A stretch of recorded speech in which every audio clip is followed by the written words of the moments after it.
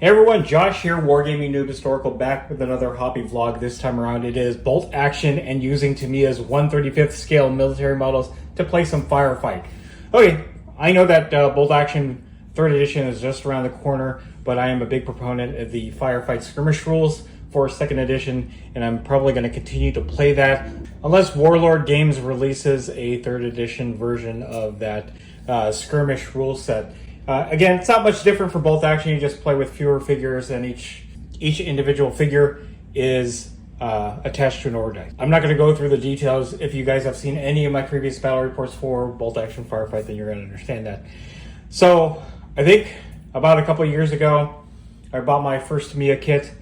I in fact do not know where that went and how far along I got, so I decided to start over. Part of this is my journey into scale modeling. I wanted to try something a little bit different from miniature wargaming. Scale modeling shares a lot of bones with historical wargaming, so it wasn't a far stretch for me to pick up some World War II models and start working on it.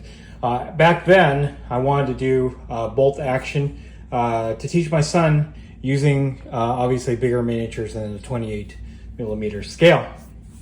But in the past couple of years, a lot of things have changed on my channel, and I've gravitated more towards skirmish wargaming, specifically bolt action firefight.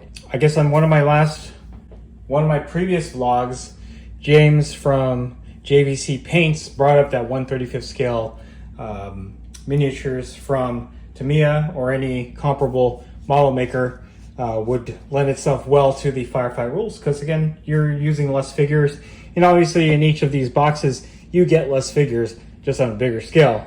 So with that said, I'm going to continue my journey into scale modeling while also setting into 1/35th scale wargaming with Tamiya military miniatures. As you can see, I have a few sets here. Another nice thing about these scale model sets, depending on what they are, they're not very expensive. You get to try using your painting skills for 1/56 scale into 1/35th. It's going to be a little bit different. Getting into like 1/35th scale wargaming is not as expensive as buying full kits of 1/56. As you can see here, I have a number of sets. They're not all in the same phase of the war, nor are they in the same theater. Most of them are. We do have this Wehrmacht mounted infantry, basically a commander and an NCO. As you can see in the uniform, much earlier in the war, probably early European portion of the early European theater, like Battle of France, stuff like that, because you could tell by the uniform and the boots especially. I do have mid-war US here. So this only has 4 figures. Wish I had more. I'd have to get another one to make a more full squad, but we do have a rifleman here. We do have a guy with a submachine gun, which I could proxy in as an NCO. We have a guy with a grenade and then a flamethrower. I'd have to get more US infantry at this scale in order to fully flesh this out for squad level bolt action firefight. I do have 2 vehicles here. This was one of the first Tamiya kits I bought. Haven't done anything with it yet.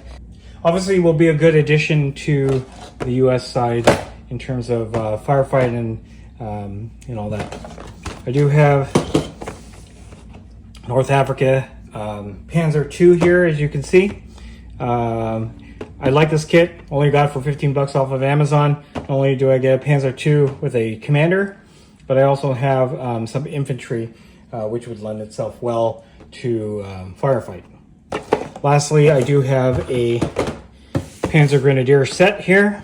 This is late war Germans, as you can tell by the uniform, the smocks, the Panzerfaust there. This will probably be paired off with my mid-war US in the European theater. If I could find more models,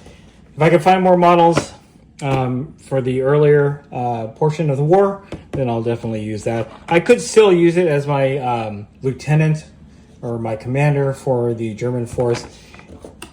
It just will not be same era uniform, but you know, it is what it is. If I can get some North Africa stuff, I will definitely be using this to do North Africa in 1/35th scale. So anyway, let me bring these guys all back in. I'm very excited. These should not be very difficult to put together. I've actually not put together 1/35th scale. I did put together my 1/48th scale dingo. Obviously, I can't use that for this particular project, but I was also thinking of getting some 1/48th scale Tamiya miniatures, Tamiya models. I'm not sure yet. That's one of those things. I want to make models. I want to paint them, but I think I'm going to have to finish this project first before I go into 1/48. But anyway, that is it. Just a quick overview of what I'm planning to do with these guys in terms of Bolt Action Firefght. So scale modeling and miniature wargaming kind of lends itself well to going together. I'm very excited to work on these. I'll probably do an unboxing of each one of these, starting with the Wehrmacht mounted infantry set.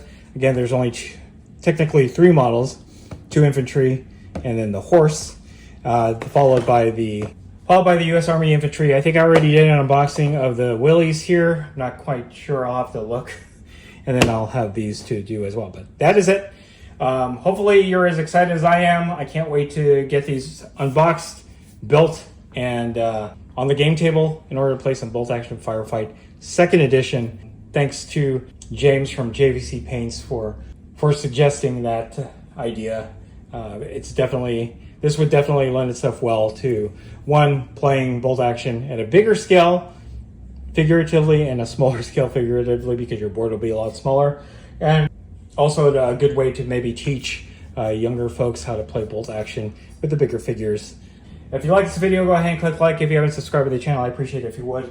Click the bell notification icon to get notified of all new hobby vlog coming out of the channel, and then click the link in the description below to join our Discord server. That's the best way I can personally interact with you and chit-chat you about Bolt Action and any other game that I cover on the channel. That's it. Thanks for watching. Stay tuned for more hobby vlog from WarGamingNewb Historical.